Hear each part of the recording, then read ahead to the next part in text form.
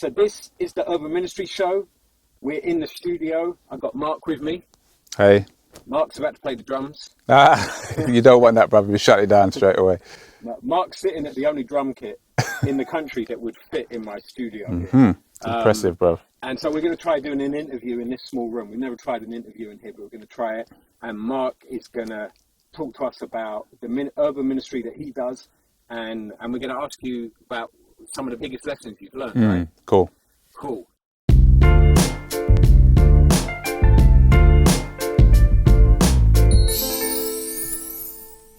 So first, Mark, how far do we go back? Like, a long time, man. When did we first become friends? So it was Calvary Chapel. Were you there when it's in Lucas? Yeah. Yeah. I was there before that. I was there at the adventure place. Well, okay, so you were there before. So that's when I met you. Right. Was when I came to Goldsmiths, Calvary Chapel, Goldsmiths.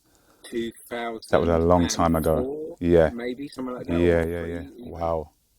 And I remember. Long time. I do remember when I first met you. You do, yeah? Yeah. You're better memory. Go on, probably. Later, so let me know. But it was funny because I remember when I first saw you. Yeah. I thought you was a real screw face. No, brother, I get that a lot. My wife is constantly telling me off about that. So I remember I used to drive. Well, whenever I used to be driving, and people screwing me all the time. I was like, honey, what's going on? And she said, babe, look at your face. And I looked at my face in the mirror, and I'm thinking, I'm actually going, screw it, yeah. I've prayed about it. I don't know what I can do. But the thing is, that was my first impression.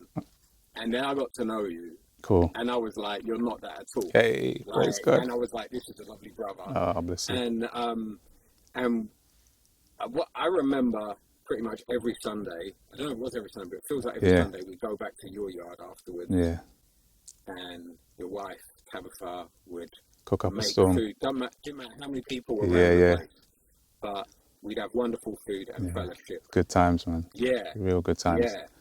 Yeah. Real good times. And in fact, one time I'm hoping that we could get Tabitha in to talk about hospitality. Definitely. Yeah, she'd love to do that.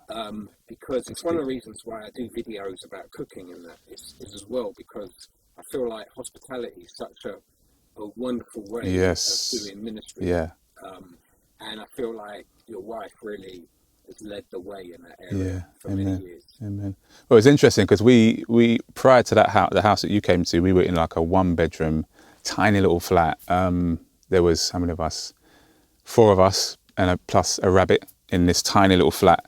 And we were praying like, Lord, it would be great just to have a bigger space. And one of the things that we were praying is that if God would move us, wherever he moved us to, it would be a place of refuge for people. Right. And so and it was just beautiful that was on both of our hearts as well. You know, it's like sometimes one of you might have a feel for a particular area of ministry, but the other's not involved. But we were both together felt strongly that wherever the Lord placed us, we want to open our home. And I think we've benefited from that, from other people's homes, and just seeing what a great blessing that is. And funny enough, I think in many ways, actually, we probably first saw a good example of that through like Pastor Robert and Helen. Yeah. When we first went to their Bible study, and it was just people everywhere, people sitting up the stairs and all around the front, all different types of people. And just seeing their hospitality, and just that really touched us as well. So so big up Robert. Amen. Robert Prendergast. Robbie P. Yes. Because I remember even going around his yard and seeing him there with clippers. Yeah. And he just like cut someone's hair for them. Yeah. He's a great blessing. So let's talk about what you're doing now. Yeah. Let's talk about tell us the ministry that you're involved in now. Yeah. So I work for London City Mission. I've been there for just over 3 years, and we're based in Bermondsey, attached to a C of E church called St Mary's on Bermondsey Street. And I've been doing ministry, doing ministry there for the last 3 years.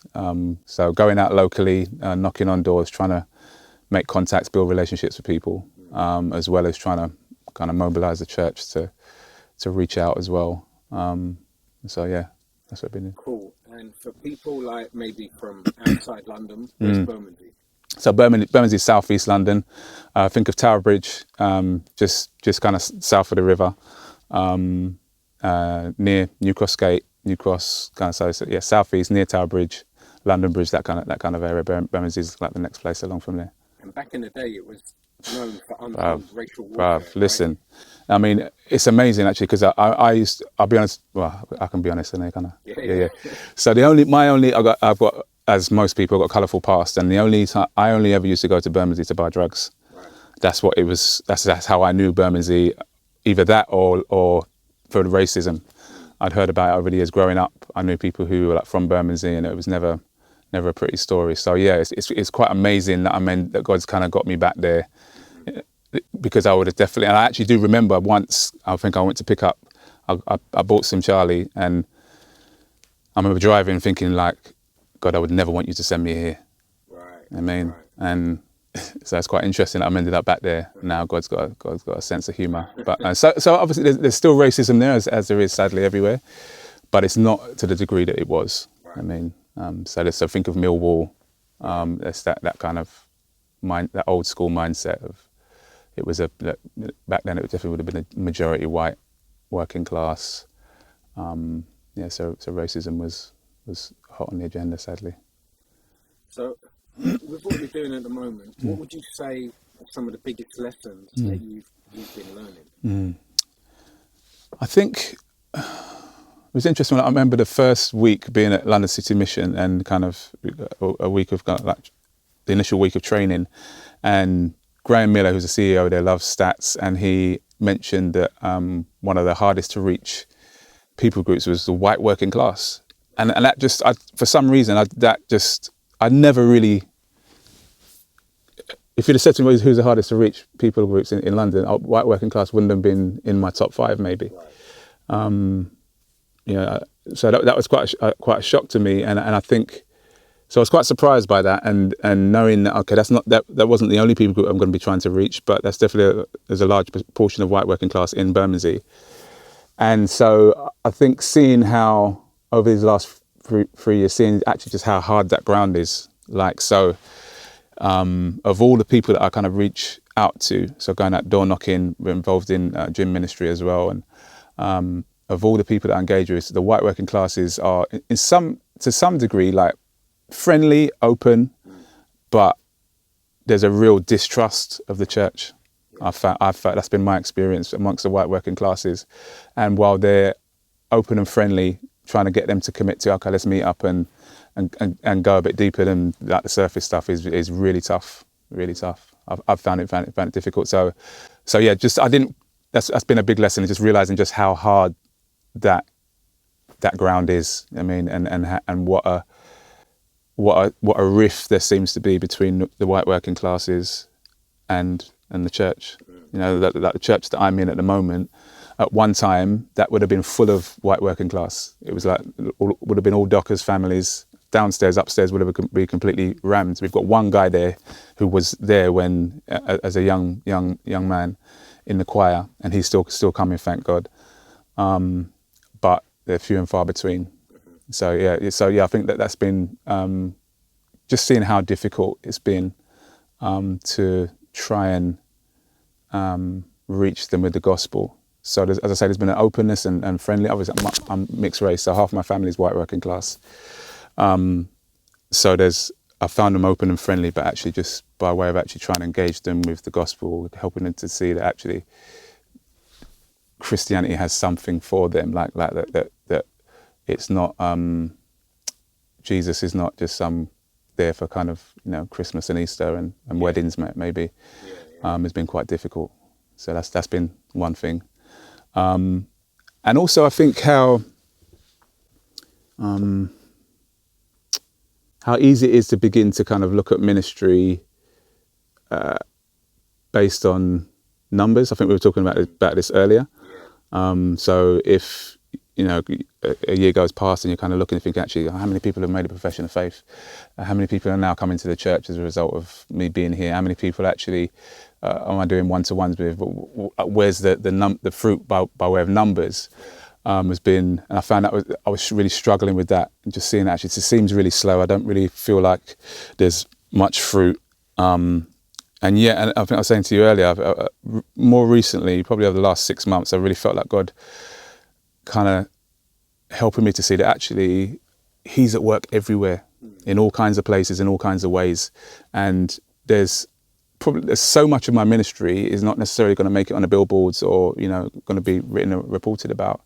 And yet it's being in positions where God has wanted me to be and being faithful to be there to serve. So it might just be sitting with somebody who wants to go to the doctor's surgery because they're feeling depressed, and maybe we've had a gospel conversation. Hopefully we have, but sometimes we haven't. It's just actually just being there for somebody and trying to befriend somebody.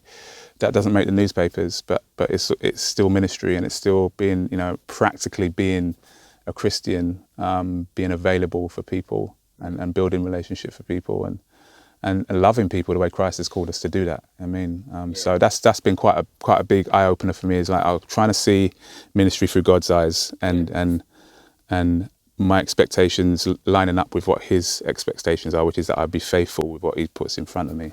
Yeah. I hear you, bruv. Because when you said about it's not stuff that will make the newspapers, that made me think about how there can be a pressure out there to do stuff that would be put in Christian publications. Yeah.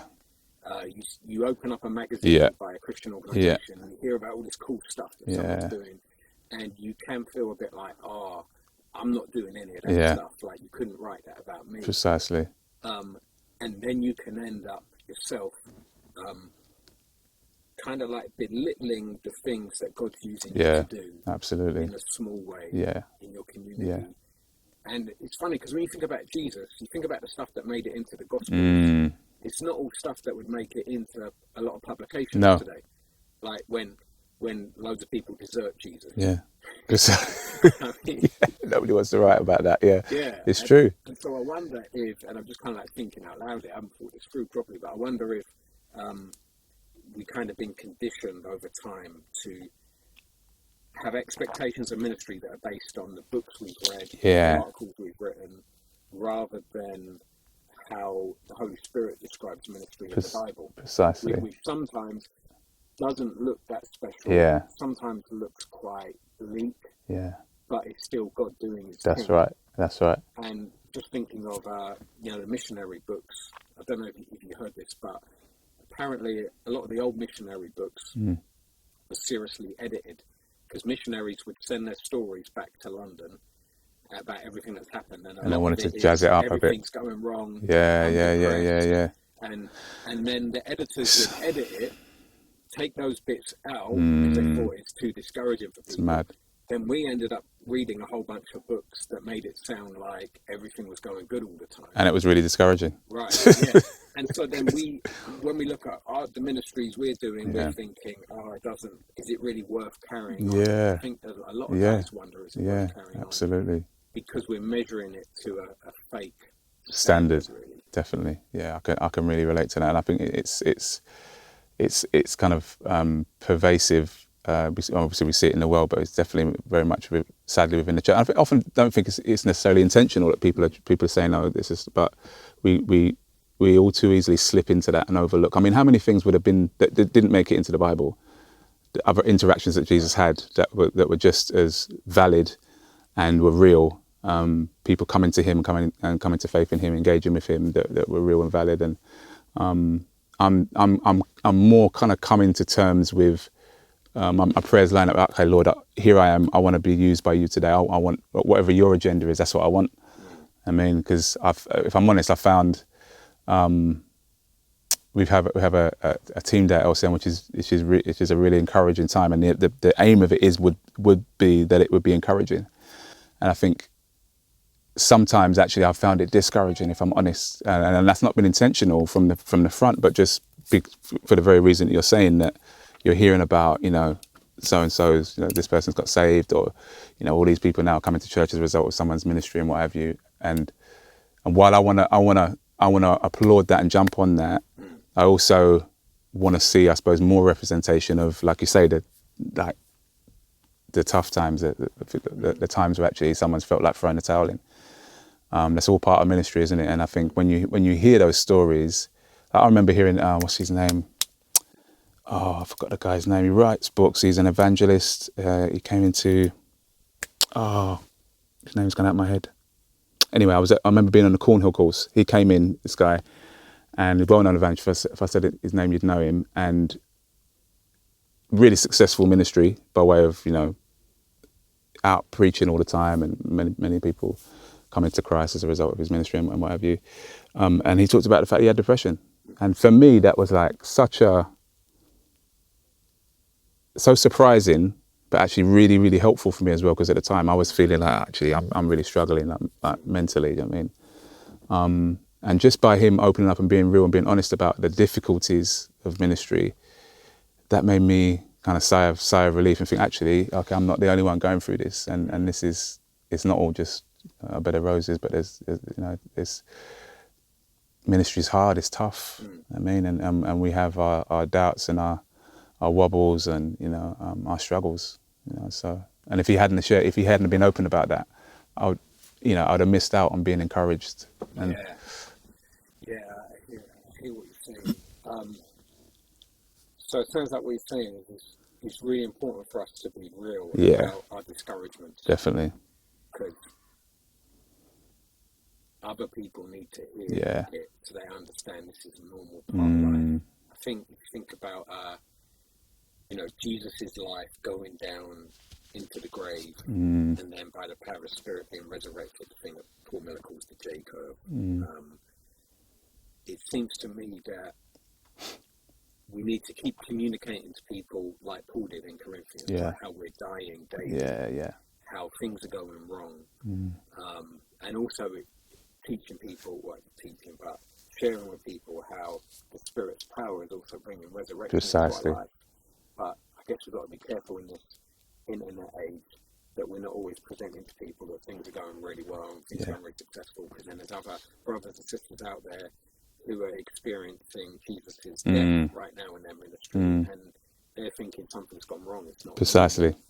And we need to be letting people know, actually, that's part and parcel of ministry. Yeah, absolutely. And I also, I think, kind of, how do we gauge successful ministry? Surely it's faithfulness, isn't it? So you could have somebody faithfully serving in a church, and they hardly see any numbers really grow by way of growth, but that guy's been faithful to serve. He's where God wants him to be. Think about Jeremiah, like, if you want to go by numbers and look at Jeremiah's ministry, like, nobody really came to faith. And so I think we need to think about how do we determine what successful ministry is and what it looks like.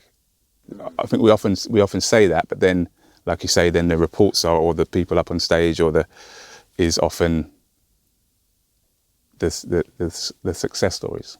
I mean, we don't hear so much about the difficulties in ministry, so we need to do more of that. I mean, and I found just even like it's interesting because in my personal ministry with people, with non-Christians, I've found the most engaging times I've had is when I've just been honest about the fact that actually, I'm not bringing you this good news as somebody who has got it all sorted and I have all every solution and every answer. The gospel is the answer, and yet I am still a work in progress. I mean, one I didn't just, I've got a colourful past, but also, the Lord's working on me, and I haven't got it all sorted. And I've found people really quite surprised at that, and because often a lot of people have an impression that you think, if you're a Christian, you think you're kind of holier than thou, and people can't relate to that. I mean, and I've just found people open up and engage when I've just been quite honest about my weaknesses and failings, and that's putting the focus back on the Lord as well, saying that actually, like, I'm desperately in need of Him. I mean, from the day that He first came and saved me to this day, I'm still desperately need Him. I mean, and you take Him out of my life, and I'm finished. I mean, and that will always be the case, And so, I think it's one. There's two things. It helps people to be able to relate and say, okay, well, like, if you're still a work in progress, if you haven't got it sorted, I haven't got it sorted. Maybe there's hope for me. And also, it points them to the one who does have the solution, and the one who loves them and actually sees them as they are, but actually, so helping them to see that actually, like, the Holy Spirit daily is committed to making me more like Christ. I mean, and so it's the tension of seeing I'm not where I was, I'm not where I want to be yet. I mean, I'm on this journey, but so there's a reason to want to, because otherwise it's like, if we all just like, oh, everything's terrible for me as well, then they don't see where the hope is. Yeah. So maybe to say, no, actually, there's been real transformation and change in my life, but it's an ongoing process. And people I found that people are much more open to letting you in when you're just being real. So one of the things that makes me think about is, because you were saying earlier about the white working classes not trusting church at the moment. And I just wonder if there's a dynamic here of, so in working class culture, we tend to share about our brokenness quite a lot more freely than our middle class friends. Yes. And I don't think it's necessarily the case that, it might be that we have more issues. There's definitely more justice issues. There's more injustice that happens with the lower classes. But I think it's a mistake when people say, oh, domestic violence is a problem for the lower classes. I think that happens in the middle classes plenty. Definitely. But in the lower classes, I can be walking down the street and a woman who I don't know from Adam, can tell me, she can be upset, and I can say, what's wrong? She can say, oh, I've just been beaten up by my bloke. Yeah. And it's kind of more out in the open. I wonder if what you were sharing there about us sharing our disappointments, our struggles, how we're not the finished article, I wonder if that's significant in terms of the class thing. The lower classes have a very real, everything's messed up right now type attitude. And when Christians come along and put on the front and try and act like they got it all together, that seems, people are like, I don't trust you. Because one, they're either thinking, you don't know me, you don't know my life, you haven't been through the same struggles, or two, they're thinking, there's no way you got it all together. Precisely. You've got some skeletons. Yeah. And then the other thing is, so I wonder if there's an element there with the class thing. It's interesting you say that, because I'm regularly meeting up with a guy at the moment. He's not long been a Christian. Just a beautiful story, which I won't go into all of it now. It's just a beautiful story of kind of where he's at the moment. So he's just in love with Jesus, but his struggle has been like, Mark, I love Jesus, but the whole church thing I'm struggling with. So I've been trying to help him to see that actually that God calls us and saves us out of the world, but into the church. I remember you talking about that, reaching the unreached, quite some years ago, and that kind of just struck with me. And it's true, isn't it? It doesn't call us into isolation. So it's necessary. You need the church. You're part. You're called to become part of the church.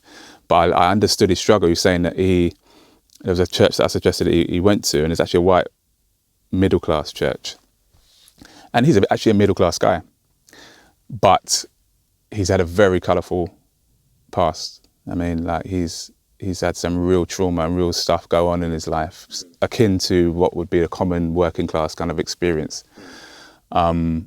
And he's found that going to this church, he loves the teaching, but he said, Mark, I go there, and he said, I feel like such a sinner amongst these people.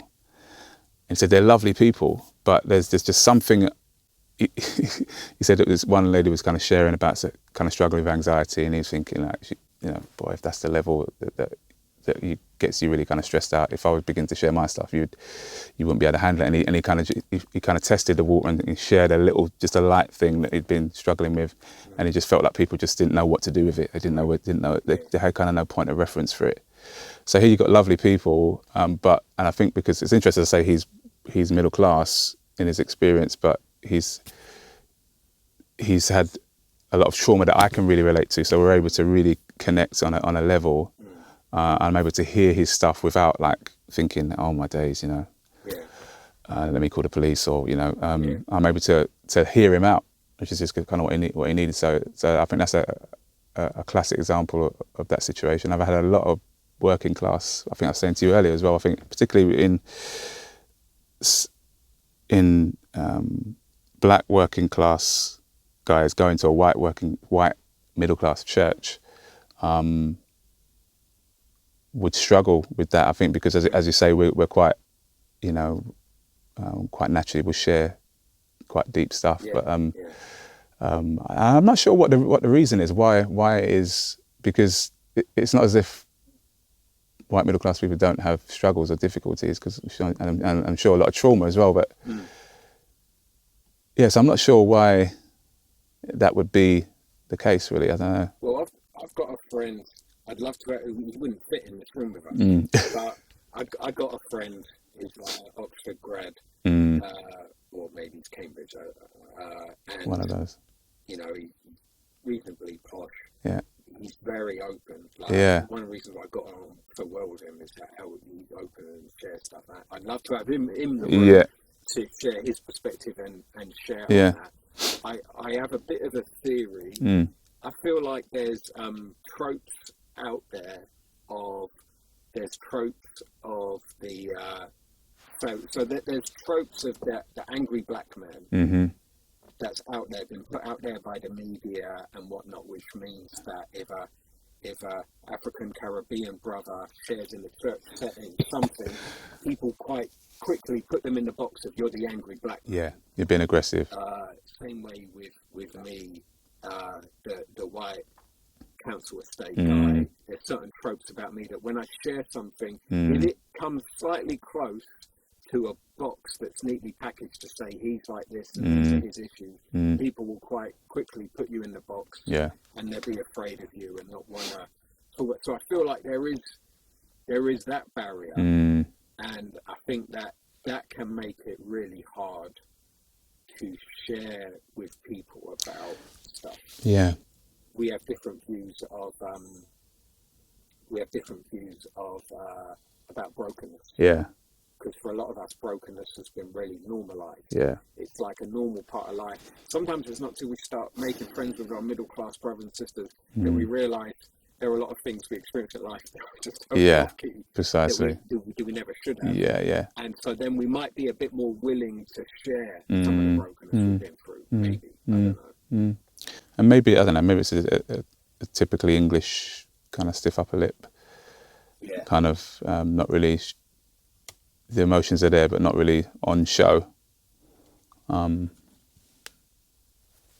yeah, maybe that's something to do with it as well. I think something I've seen is that both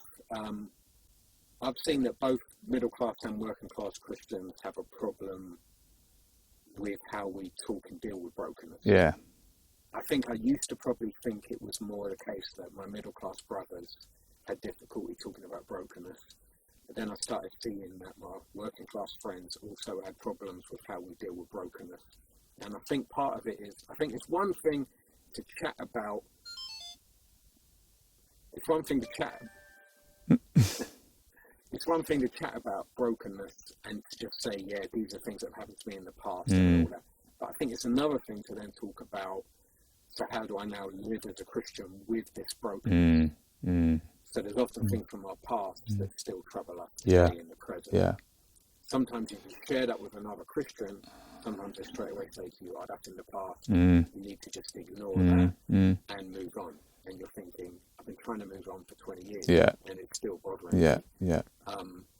Other people, if you share stuff, like if you share mental health stuff, then they freak out and suddenly they're kind of like, they don't want to be too close to you as if they're going to catch something or whatever. So I wonder if all of us need to grow in how we help one another with the brokenness that we're still experiencing in the everyday. Absolutely, which is why we need to be prayerful and patient and I suppose to really listen as well. To like, that's one of I was talking about earlier on, kind of lessons learned, and I think I'm definitely learning the importance of listening. I kind of consider myself to be quite a good listener, I think, but I've realised actually I'm not as good as I think I am, and I need to do that. I need to actively listen more to people, to really hear exactly like where they're coming from. I mean, obviously part of that will be asking questions as well, and like, okay, so help me. Is this what you're saying? Rather than just making an assumption of what I think they're saying.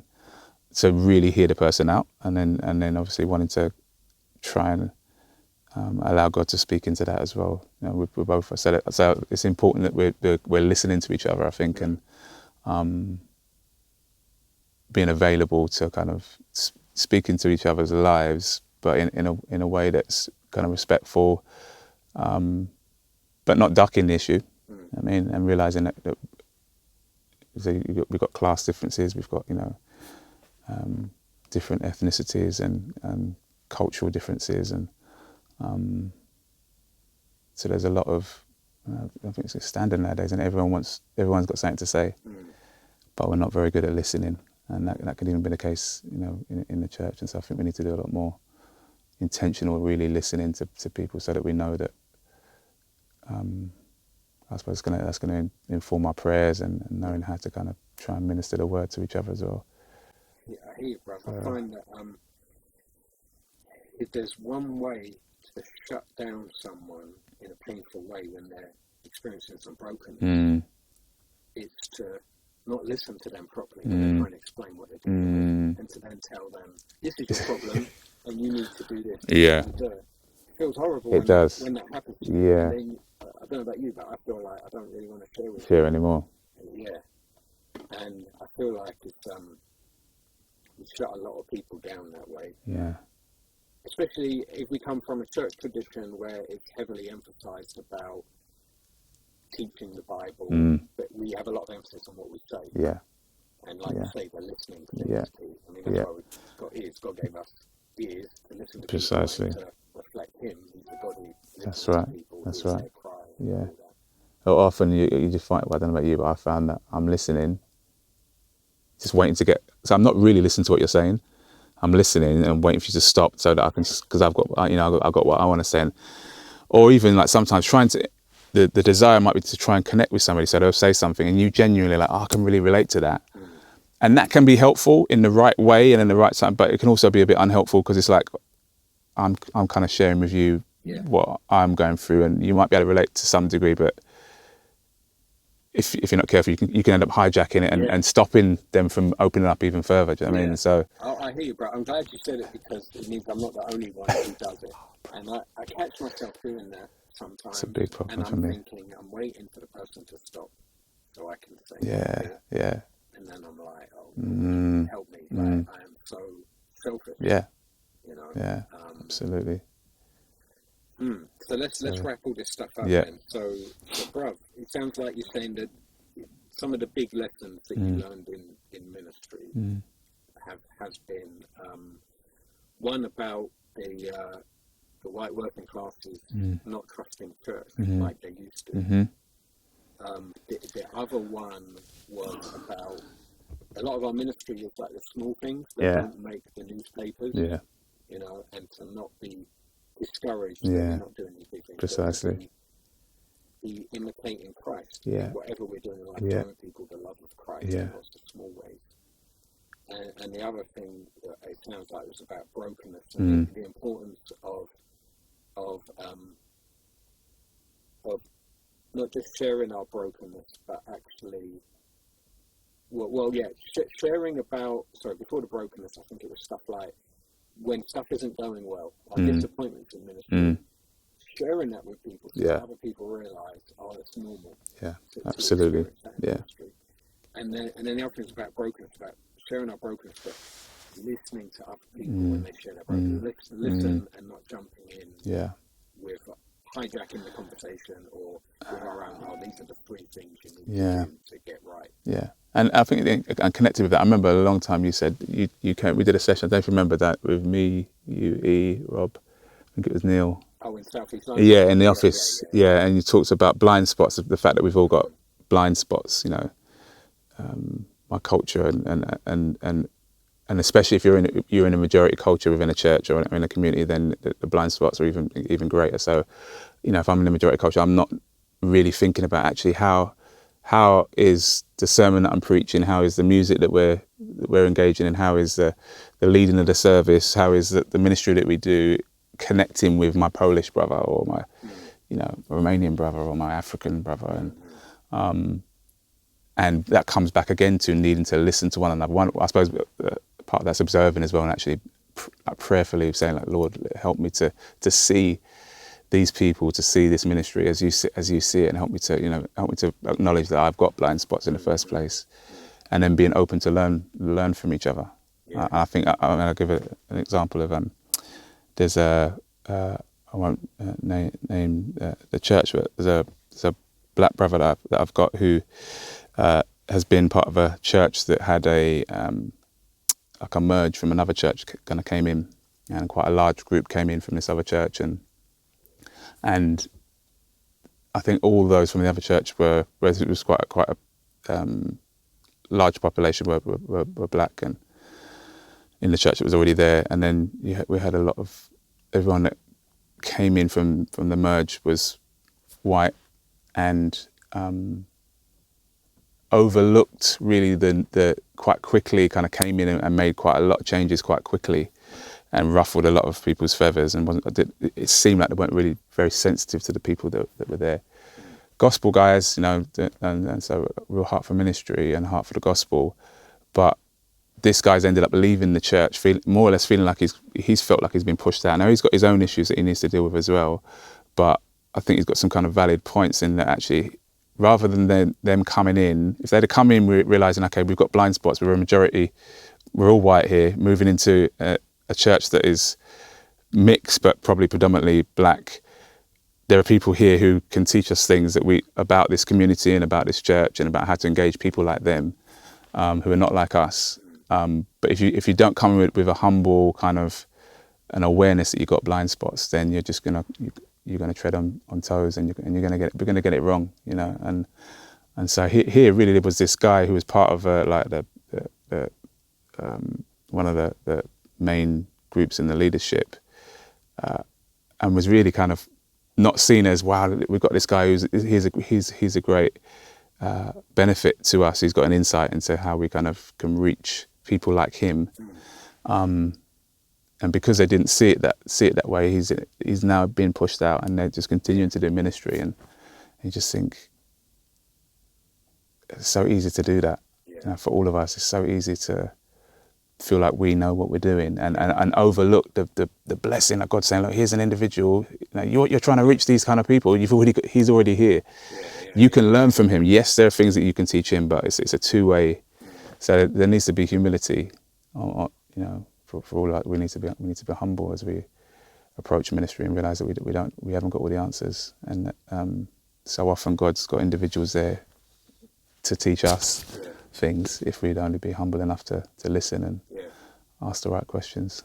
So definitely, the listening thing, whether it's dealing with the brokenness or just listening to people about what is their experience of being in our church groups. Precisely. I think that's the sign of a health. I was just reading this last night in a book. Healthy church groups, when someone says there's something wrong, we'll listen. Now, obviously, we're all from time to time going to be defensive and be like, oh, no, there's nothing wrong.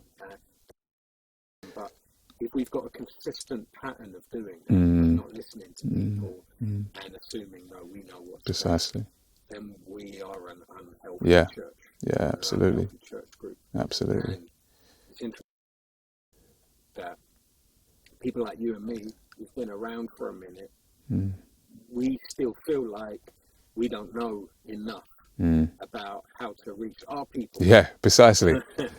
Precisely, bruv. So we're still trying to work it out, and we're still trying to learn. Yeah. How like there's loads of things we have to chat about in another show. About ethnicity and identity, mixed heritage, identity. All these are difficult things that we chat about sometimes, right? When we're off camera, trying to work it out, work through. So it's like some of us older heads have some of these questions. So then how much more somebody coming in green? It's so it true. seems like we all need a humble attitude. Yeah. Let's learn from one another. Let's listen to one another. Yeah, absolutely. If anyone's saying they're not happy, let's definitely listen up, because we could learn a lot from them. Precisely. Together be healthy. Yeah, that's right. I think it comes back to kind of just touching on what we were saying earlier about I was kind of sharing with you sadly the tendency, and I think it's within all of us, to want to kind of build our own kingdoms, and that becomes evident, when things aren't going the way that we want them to go, and rather than actually, like, the Lord's building his church, and you've heard it before, the ground at the foot of the cross is level, and I haven't got all the answers. Like, we need to learn from each other, and we need to be humble in our approach to ministry, and I think that's often lacking, sadly, and then you begin to get issues of I'm trying to really draw people to myself or around to my way of thinking, rather than seeing actually that you are a resource for me. I mean, and vice versa. There's things that you can learn from me, and I mean, that's another thing I kind of learned as well. I think it's interesting. I'm now working at C of E Church. To my shame, that I was convinced, like, Church of England's dead in the water. There's no real believers there. Then did the Cornhill course, and Christopher Ash was leading. Solid, beautiful brother, solid in the Word, in Christ, honouring, Anglican. And I was like, oh Lord, forgive me. God humbled me and helped me to see that, and that began to help me to see that actually I was so quick to kind of write denominations or individuals, often because of what you hear, and sometimes it's not even necessarily your experience, but it's often you hear about, this thing is to stay away from that, it's no good, and yet that the Lord is at work in so many places that you maybe even wouldn't expect it, and I need to give people a hearing, and once again coming back to listening, with a desire to. I mean, if we don't listen to people, we're not going to get. There's no way we're going to be able to have an influence.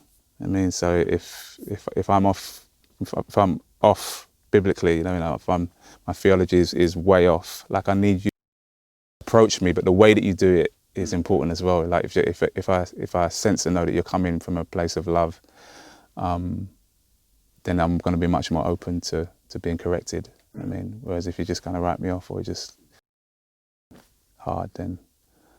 So yeah, back to just being more like Jesus, isn't it? I mean, like, following his example. Like, he knew when to, like, Lord to the proud and grace to the humble. That kind of contextualizing his approach with people, dependent on where they were at.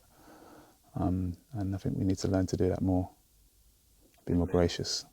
Amen. Yeah. That's a good note to end on. Cool. I think basically becoming more like Christ. Yeah.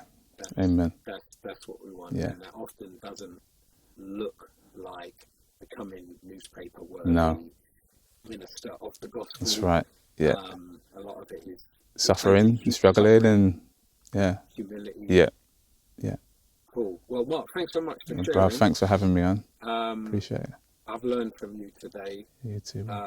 And I've heard you say a lot of these things before in the past, but it's been helpful hearing you lay it all out there like that. So thanks for that. Thank you. And I'm hoping that we can have you back to chat about some more issues. Well, I would love to. As well. Love to.